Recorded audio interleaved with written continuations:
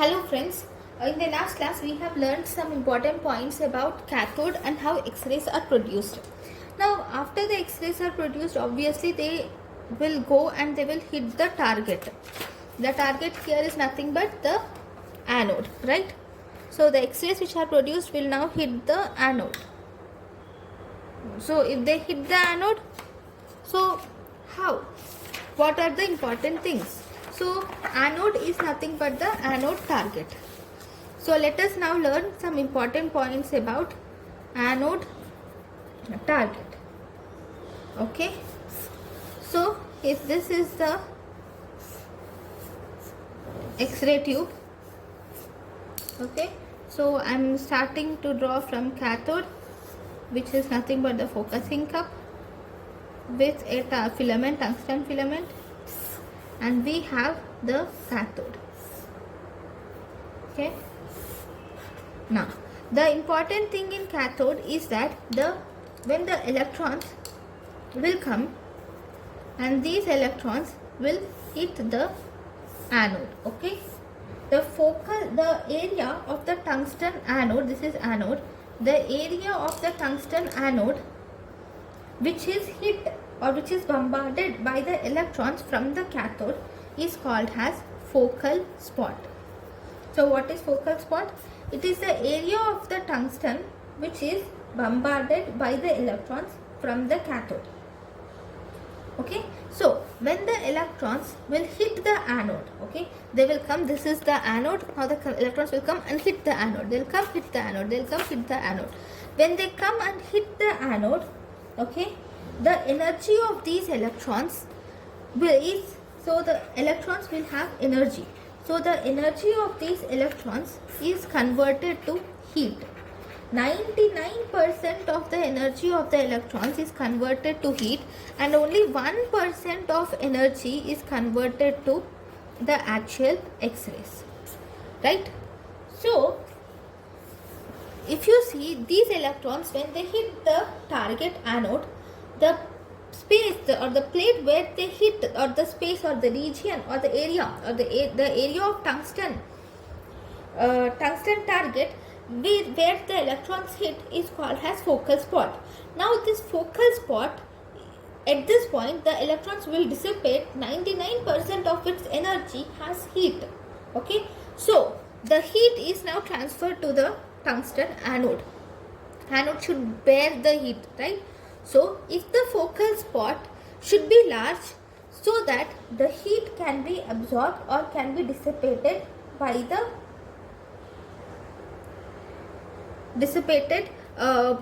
the electrons. So we have to learn some important points about the focal spot. Now if the focal spot is large, okay, if this focal spot is large, then electrons, when they come and hit the tungsten target, so this focal spot can accumulate large amount of heat before the tungsten this tungsten target damages. Okay, if there is small amount of focal spot, so think that we have large amount of focal spot, small amount of focal spot. If the focal spot is small, then obviously when the electron comes and hits the small amount of focal spot, this will cause damage of the tungsten filament is earlier, right? The damage of tungsten target here, now not tungsten filament, the damage of the target is earlier if there is small focal spot.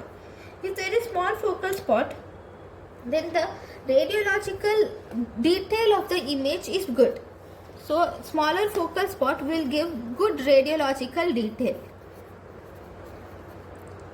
Is good in smaller focal spot and it is not good, bad radiological detail in larger focal spot. So one important thing of focal spot is that it should have good radiological detail. At the same time, it should dissipate heat. That means it should be large, at the same time it should be small. It's not possible, right? How can a focal spot be large to dissipate energy, at the same time it is small to have good radiological detail? This is the important thing, okay? Because this is when human minds are very, very great. A scientist in 1918 developed the principle of line focus principle. A scientist developed line focus principle. According to this line focus principle, the focal spot can be large enough to dissipate the heat, and to dissipate the heat. At the same time, it can be smaller enough to get good radiological detail. How is it possible? That is the miracle. Now, the scientists thought that instead of now here at that time the X-ray tube, the anode was straight like this. Instead of that, what he made, that this is the X-ray tube, this is the focusing cup, and we have the tungsten filament inside the focusing cup. So this is cathode. Now we have anode. Now what he made is that he has made the anode a little slanting at an angulation. Now when the anode is made at an angulation, this is the focal spot. Okay. Now the electrons will come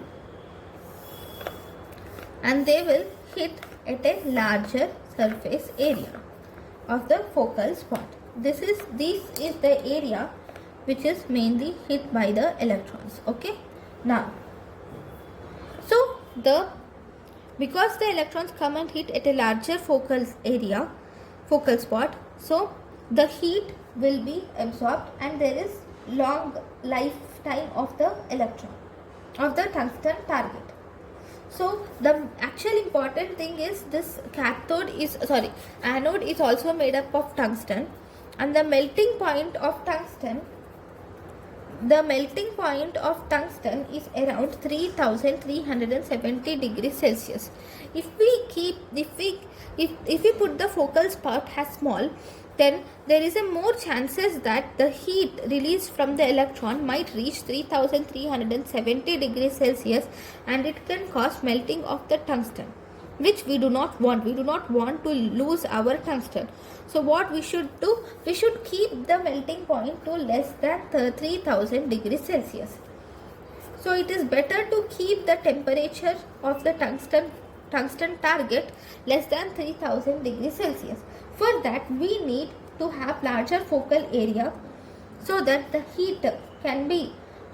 tungsten target can bear the amount of heat that is obtained from this electron stream. Now, at the same time, we should not compromise on the radiological detail, because if we compromise on radiological detail, obviously the reason for producing X-rays is to get good film, right? So we should not compromise on the radiological detail of the patient. So as a result, when we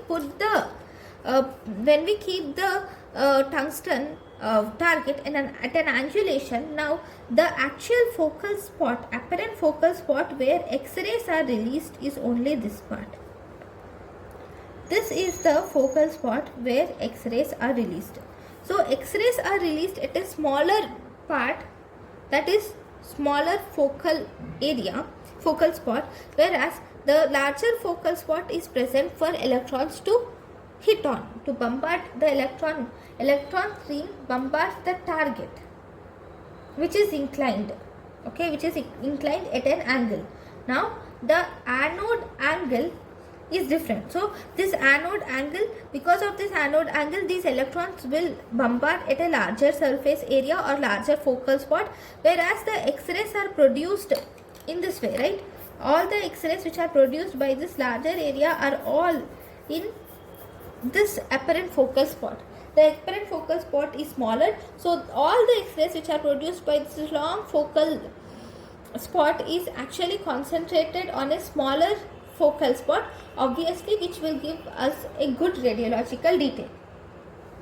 Okay, so the problem of having large and small focal spot at the same time has been solved by keeping the tungsten target at an angle. So this angle is called as anode angle.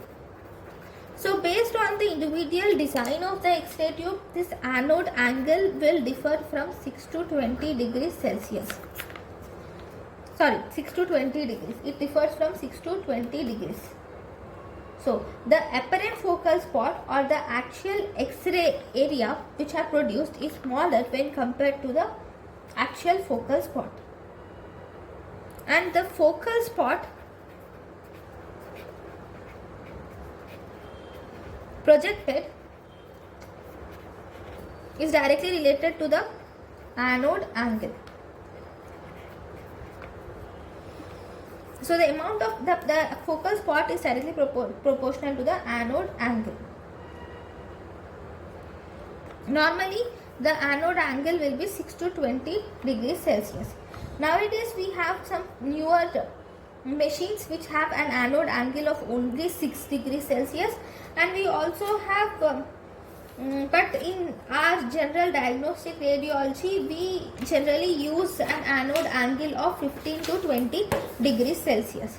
In our radiology mostly we use an anode angle of around 15 to 20 degrees is sufficient. Okay, so this is about line focus principle.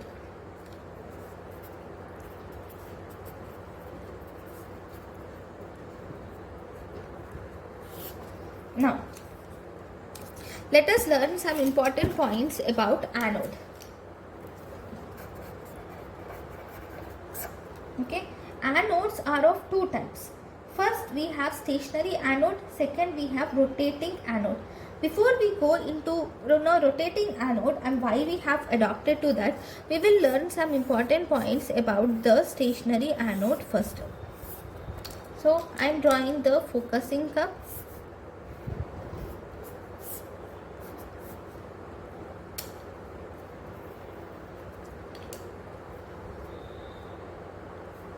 This is the anode which is now drawn slantingly at an angle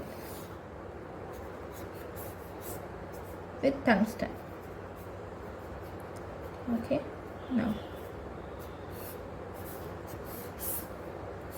Okay, now the thing is, first we are learning about stationary anode. Okay, stationary anode contains two things. It contains copper, and to the copper a small amount of tungsten target is present. Obviously tungsten has higher melting point, so tungsten is used as the target, but tungsten is attached to the copper anode. The tungsten plate is either square or rectangular in shape, and each dimension here this tungsten plate, if you see, it is square or rectangular in shape, and the dimension of this tungsten plate will be more than 1 centimeter. And the anode angle in this tube has already said it is almost 15 to 20 degrees. Why do we use tungsten here? The reason for using tungsten as target material is also important, because tungsten has high atomic number. The atomic number of tungsten is around 74. It's around 74. So as a result, because of its high atomic number, it can efficiently, or it can produce X-rays very well, very efficiently. The production of X-rays is efficient with tungsten because of high atomic number. Why? We will see in the coming classes. It has high melting point also. We have already seen it is about 3300. Okay, because of its 3370 degrees Celsius. Because of its high melting point, one important thing is it can also withstand high temperature. Most of the metals can only withstand 300 to 1500 degrees Celsius, but tungsten can withstand a temperature of 3370 degrees Celsius, so it can withstand high temperature. So it can absorb the heat very well, and it can also dissipate the heat very well when compared to other metals. So as a result, tungsten is used as a good material for target anode. Next, the next important thing is, why is tungsten connected to copper? I told you that tungsten is connected to copper. Why? The reason is, here this is the copper and this is the tungsten, right? Now, tungsten can withstand large amount of heat, that is for sure, there is no doubt. But tungsten cannot withstand heat of repeated exposures. The main one disadvantage is it cannot withstand the heat from repeated exposures. It's not like that we do x-rays, we expose x-ray today and we give some amount of time gap and then expose x-rays again, like that, right? We do it one after the other. You know how the patient load and how many x-rays are being done once in your institution on one day. So as a result, the tungsten cannot withstand repeated exposures. So we need some metal which can absorb the heat better when compared to tungsten.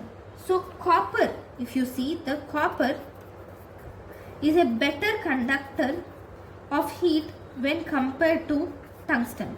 So because copper can conduct heat better than tungsten, so once the tungsten is heated, this tungsten, the heat goes to the copper. The copper is not, a small amount of copper is not good. A massive copper anode is attached to increase the thermal capacity of anode, and this copper will help in increasing the, or it will speed the rate of cooling. Okay, so we attach a massive copper anode, copper with a small amount of tungsten, which is our actual anode.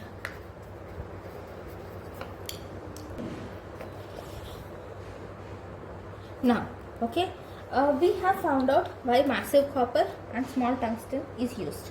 But there is one more problem. What is that?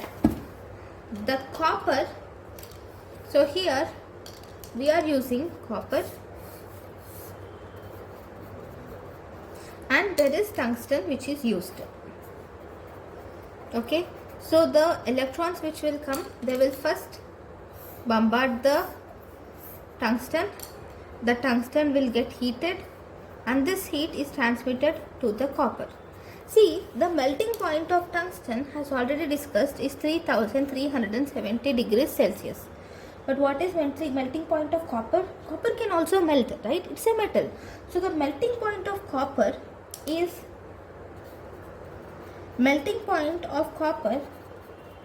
1070 degrees Celsius. So it's very less when compared to melting point of tungsten. So the heat which is reaching the copper should not be more than 1070 degrees Celsius. If it is more than 1070 degrees Celsius, the copper will also melt. So obviously, if copper melts, obviously the whole target anode will melt. So it's not helpful for us, right? So this tungsten is made, so what we should do? Tungsten is made sufficiently thicker in such a way that the temperature of the heat is reduced and only a heat which is less than 1000 degrees will reach the copper. So tungsten is made sufficiently thicker so that only is sufficiently larger. So tungsten target is made sufficiently larger so that only less than 1000 degrees Celsius of heat will reach the massive copper anode. Okay, that is number 1. So this tungsten target should allow some cooling before it reaches the copper anode. That is number 1 problem. Okay, we have solved it by increasing the thickness of tungsten target. That is okay. Then the scientists have got one more problem. do you remember in our first lecture we have seen that when you use metal and glass envelope, okay, the metal and glass envelope, they both have different coefficient of expansion. Because of having different coefficient of expansion between the metal cathode and the glass envelope, sometimes breakage of the metal cathode and gas envelope is seen, and air will enter into the X-ray tube. This has been seen, right? So if the tungsten and copper, do they both have same coefficient of expansion? Definitely not. Tungsten and copper have different coefficient of expansion. So when they both are heated, sometimes the tungsten target will peel away from the anode. So the tungsten target will get separated from the copper because of having different coefficients of expansion. So this is one more problem which has been seen by using tungsten and copper together. So because of this, in the X-ray tube, in X-ray generators, the main problem is the heat, dissipation of heat and absorption of heat in the anode. This has become a big limiting factor for years together. Later, they have come up with a solution. The solution of this problem is called as rotating anode.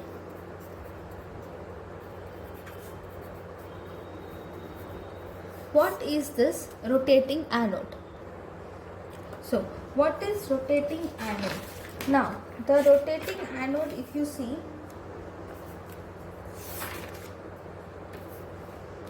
right.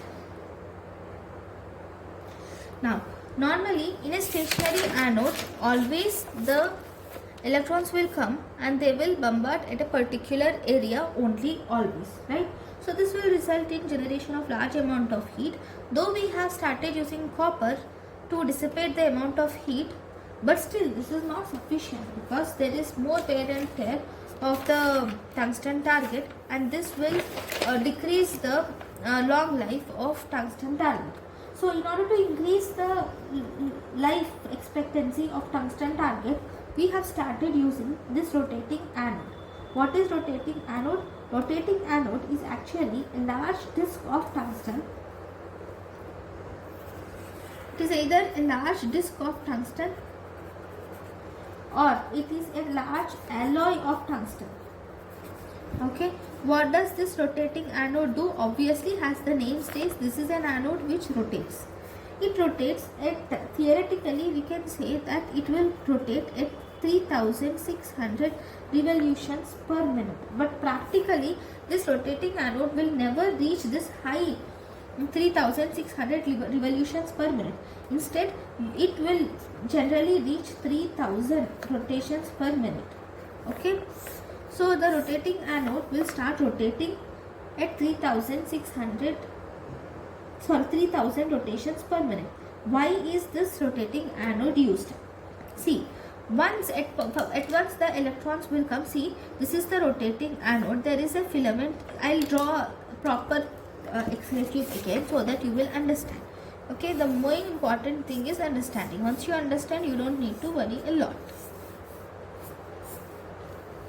Okay, so this is the focusing cup. Every new element which is added will be drawn again and again so that it will be useful to each one of us.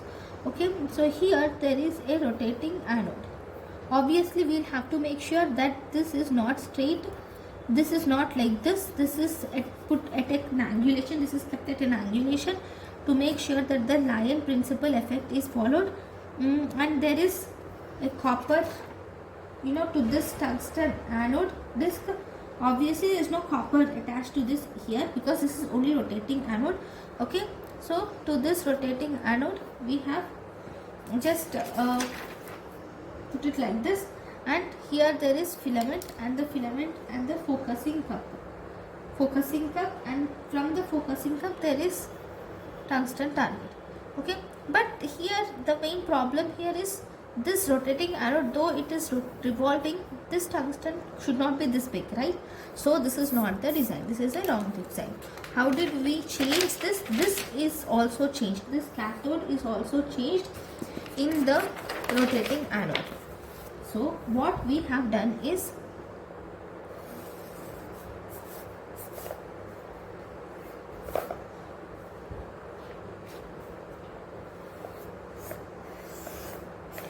okay, now there is a support for cathode assembly is made here, number 1, and from here there is the focusing cup which is present below. Okay, this is the focusing cup with the tungsten filament here, right? This is the tungsten filament.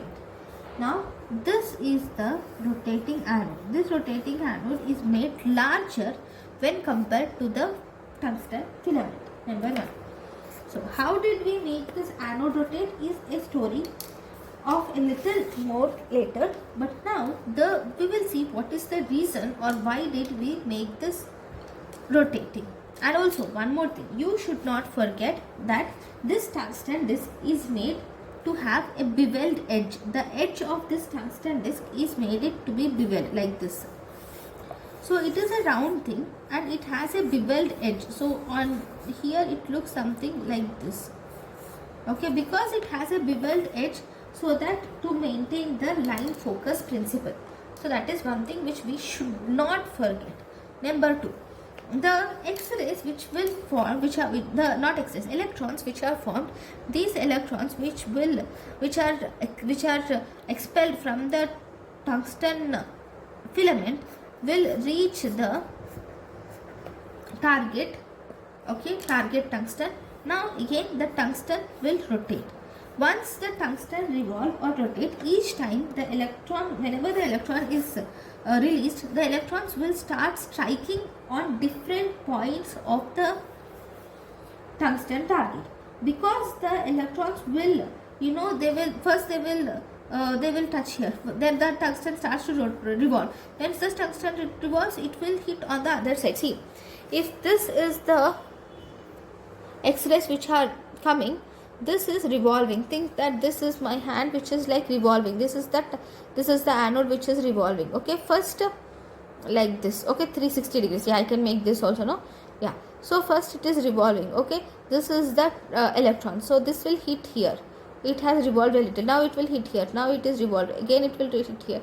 It is rotated. It will hit here. It will hit here. So the point where the electrons hit the target tungsten will differ when the electron is revolving. Okay. So as a result, the heat produced will also decrease. Right. So this will help us to spread the heat over the larger area of the anode. Okay. So generally this rotating anode has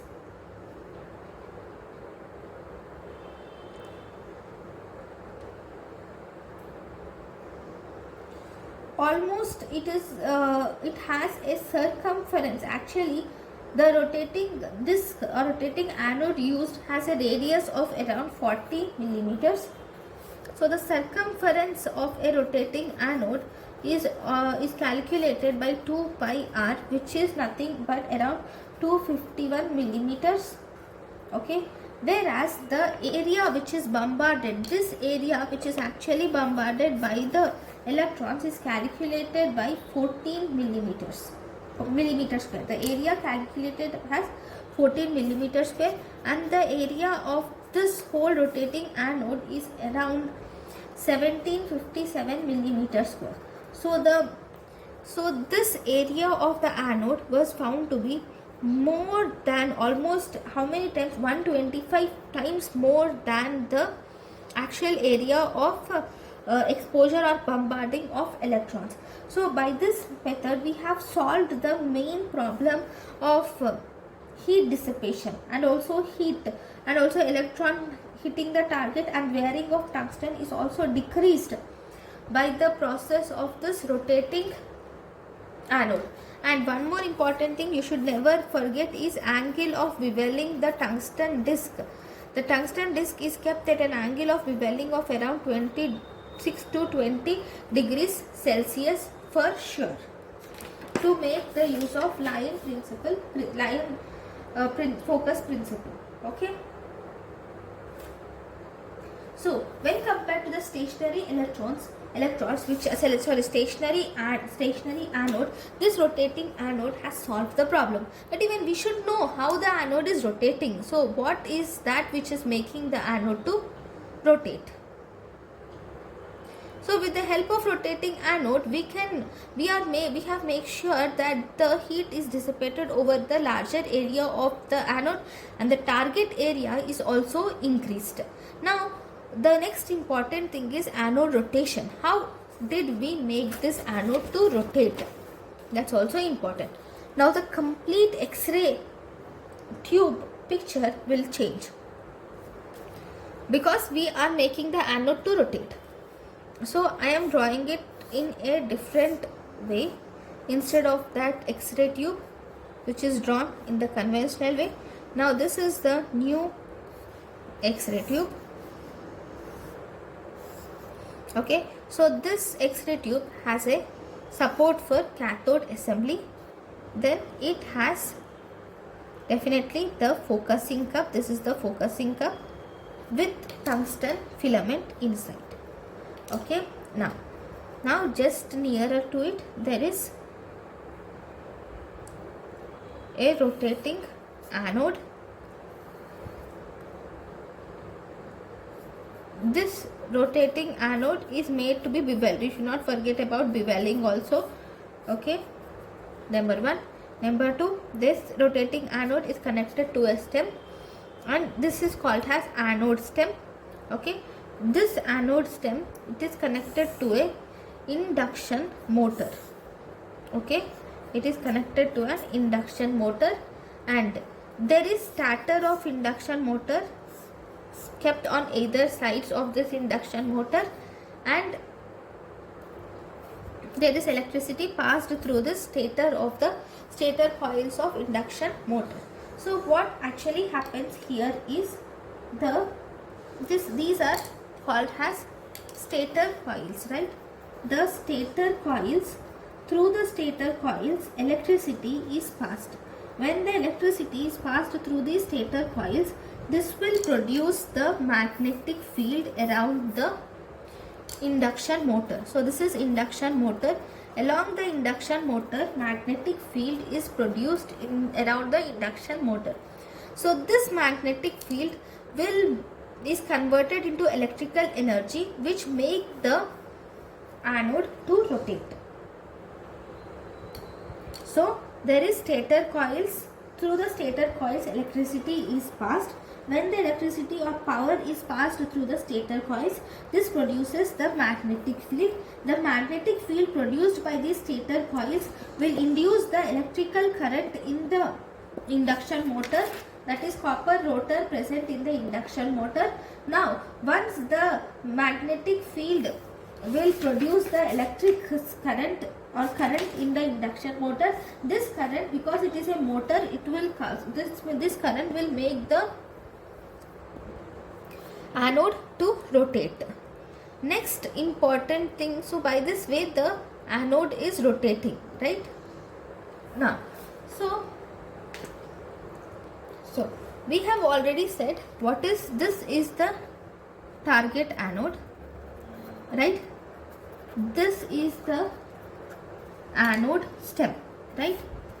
Now one important thing about this anode stem is that in the beginning the life expectancy of this rotating anode tube is very less, because the anode stem is connecting the induction motor with the target anode, and this induction motor, actually with the help of the magnetic field produced by the stator coils, this induction motor will produce electrical energy which will rotate the target anode.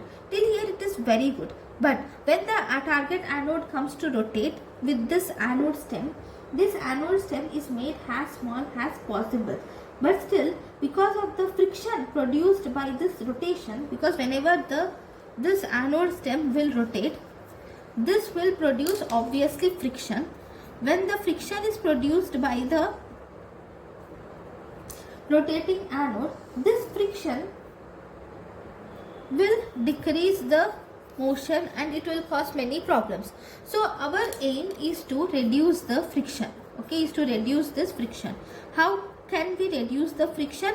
Friction can be reduced. In the beginning they used to use oil for reducing the friction. They used to put oil here, but problem with oil is that oil will vaporize. Again, obviously, once it gets vaporized, it is not useful, okay, because the target anode gets heated, this will vaporize the oil. That is number one. Number two, so it is not useful. So instead of oil, they started using dry lubricants like graphite. But the problem with graphite is when it wears off, it becomes powder, and because once it becomes powder, the whole thing is vacuum, right? So when the whole thing is vacuum and this is a powdered, if this is powdered, then obviously the powder will again the electrons which are produced from this from this tungsten filament will bombard onto this powder, and the electrons will lose the energy. So obviously again there is less production of X-rays. Okay, so instead of that, nowadays there is usage of metallic lubricants. So in order to decrease friction, we have started using metallic lubricants like silver are used. Okay, so this has decreased the problem of friction. Okay, so we have solved one problem. Once we solve one problem of friction, obviously we will get one more problem. The one more problem in rotating anode is in the rotating anode, the one more problem is heat dissipation. See, in normal anode, in the stationary anode, what did we do? If you remember, just a few minutes back I told you about the stationary anode where we started using tungsten, right? So where we have used copper, massive copper anode, which will reduce the temperatures. But in rotating anode, we cannot make this we cannot let the when temperature when heat reaches the anode stem. So whenever there is electrons will bombard this rotating anode, it gets heated. So once if it gets heated, obviously the heat may transfer into the anode stem. So if it gets transferred into the anode stem, and it might so the heat which is from the anode stem might go into the induction motor. So if the heat is dissipated into the induction motor, then obviously the current production and everything is difficult, right? So heat should not reach this anode assembly. It should not reach this anode assembly, especially induction motor and stator coils. So to prevent that, this anode stem is actually made up of molybdenum. Okay, this molybdenum has a melting point of 2600 degrees Celsius. So it has high melting point, and also it is a poor heat conductor. It has high melting point and it has poor heat conductor. So when the anode stem is made up of molybdenum, which has high melting point of around 2600 degrees Celsius and poor heat conductor, the heat which is produced in the target anode cannot reach the induction motor or the stator coils. So as a result, we have solved one more problem of the rotating anode. So one problem of friction solved. Number two, problem of heat reaching the induction motor solved by using molybdenum. Has anode stem. Very good. Now the problem is what should be the length of this stem is also a problem. So we have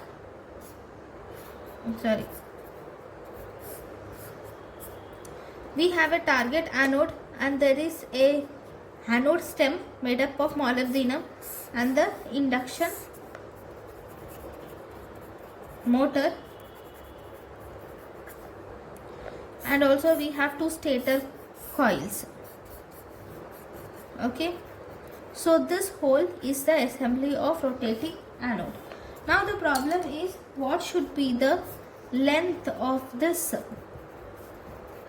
anode stem? This anode is made up of molybdenum, as we have already said. So the length of the anode stem, see what is the problem is inertia of the tungsten disc.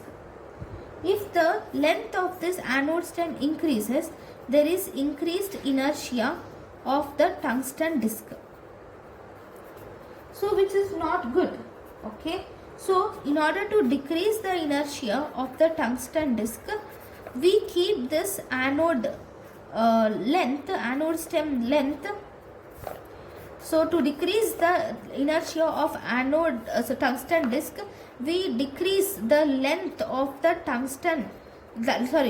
length of the anode stem, that is molybdenum stem, to as small as possible. If this is small, this inertia will be very less, so as a result it can rotate well.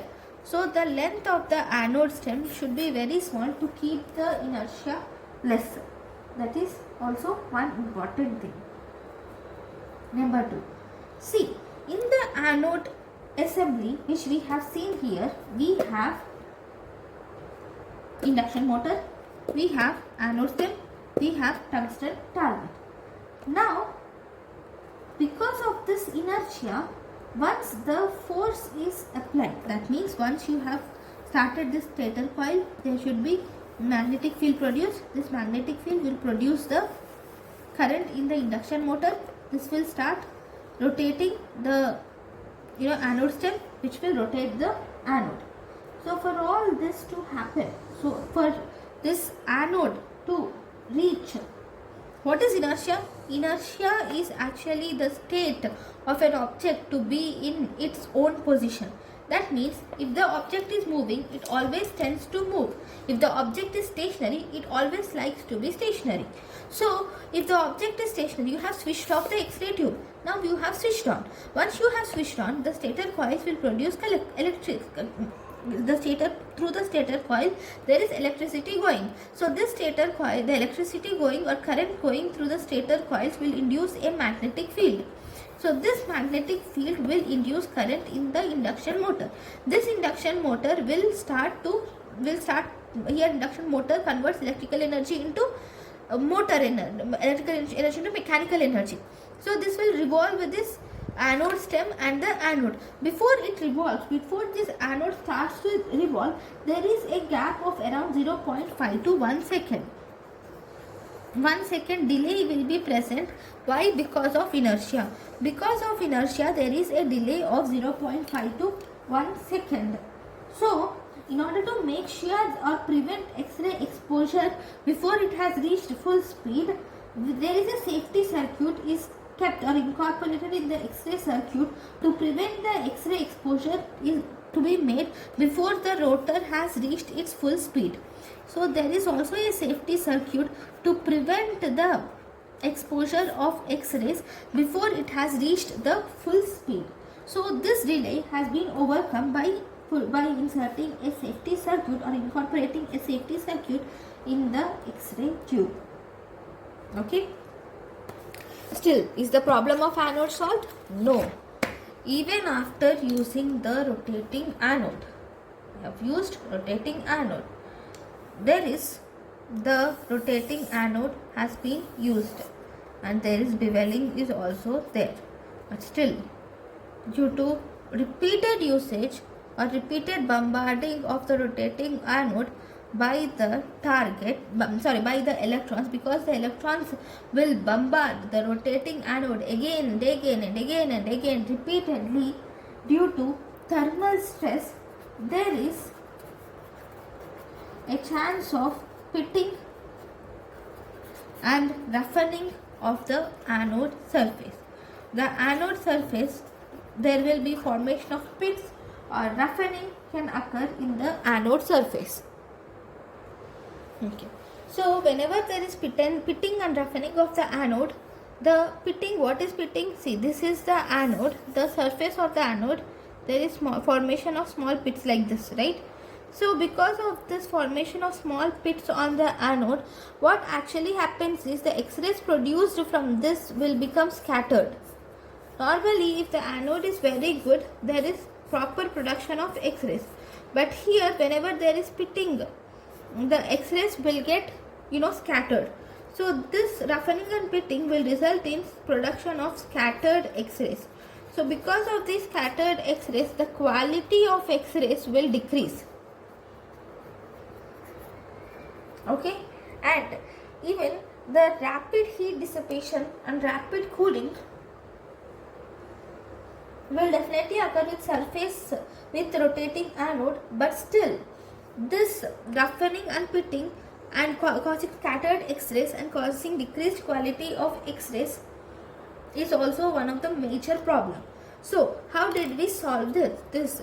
This problem has been solved. The solution of this problem is by using an alloy containing 90% of tungsten with 10% of rhenium. So we can use 90% of tungsten with 10% of rhenium. So this tungsten is actually a heavy metal with good thermal capacity. It is a heavy metal with good thermal capacity. So this metal is resistant to surface roughening and has a high thermal capacity when compared to using it 100% tungsten. So 90% tungsten with 10% rhenium is far better, and this will help in decreased roughening and decreased pitting of the anode. Okay, next step. One more important thing is the speed. The anode, as we have said, the anode will rotate at 3000 to 3600 rotations per minute. Okay, if the speed of the rotation is increased, then the ability of anode to withstand more heat will also increase, right? To withstand heat is also increased. So as a result, if in present days we have in the present day X-ray machine, why? See, one more important thing, the speed increases, the anode ability of anode to withstand heat also increases, because the anode starts to rotate at higher speeds. So as a result, the target is changed every shorter period of time. With a very short period of time, the target is changed, because now it is here. Once it rotates again here, the target will change again and again within a very shorter period of time. This will help in better dissipation of heat. So nowadays we have proper circuits where the speed of the rotation can be kept as 10,000 rotations per minute. These modifications will help in making the rotating anode better. But when we increase the velocity, are there any problems? Right? When we increase the velocity of anode, rotating anode to 10,000 rotations per minute, are there any problems? Definitely there will be problems, and there are some solutions also. One, we have to decrease the anode stem to as small as possible. We have already discussed about it. Number two, we have to use bearings in the anode assembly.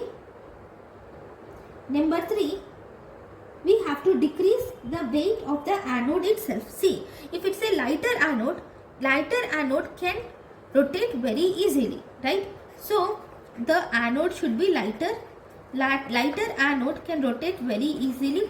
Number two, we should use bearings to reduce the friction, because with increased speed, the problem with increased speed is, if there is heavier anode, then obviously it's a problem, because heavier anode cannot rotate properly. Then friction is one problem. To overcome friction, we will use silver bearings. Instead of heavier anode, we use lighter anode. Next, inertia. is also one problem to reach this large amount of speed. So in order to overcome the inertia, we will have to decrease the anode stem length. So if we decrease the anode stem length, the inertia can be reduced to as small as possible. So one more important thing here is inertia, and to make the anode lighter and lighter. Okay, we have been trying to improve in these two areas to make the rotating anode even more better, because at the end our thing is to make it best, not better, right? So what we have come up now is compound rotating anode disc. So what is this compound rotating anode disc? In compound rotating anode disc, the anode disc is made up of, large part of anode disc is made up of molybdenum. Okay, this molybdenum has a specific gravity of around 10.2, so it is lighter, right? And a small amount of, or a thin layer, to this we will add a thin layer of tungsten rhenium alloy. To the molybdenum, a thin layer of tungsten rhenium alloy, which is the actual target for anode, has been added.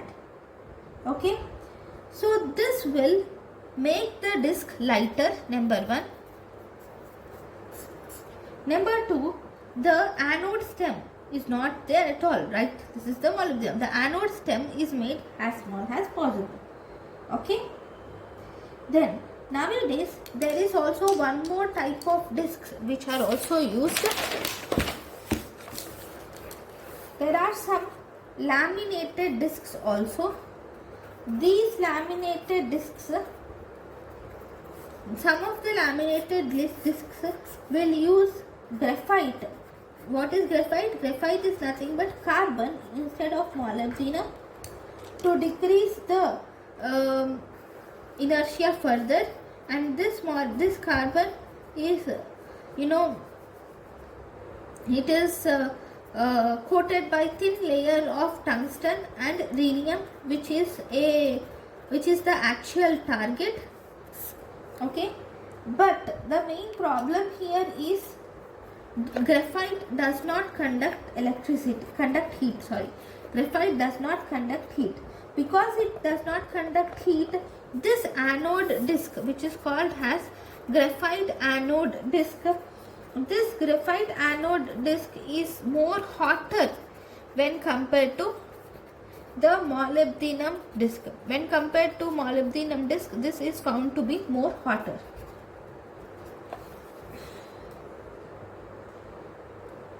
So, the molybdenum disc has, this molybdenum disc which we have seen here, this has reduced the moment of inertia to about 30%, 35% less than the normal tungsten disc. Just using tungsten disc has more inertia when compared to molybdenum tungsten disc. When molybdenum is replaced by graphite, this graphite anode disc has decreased the moment of inertia by around 50%.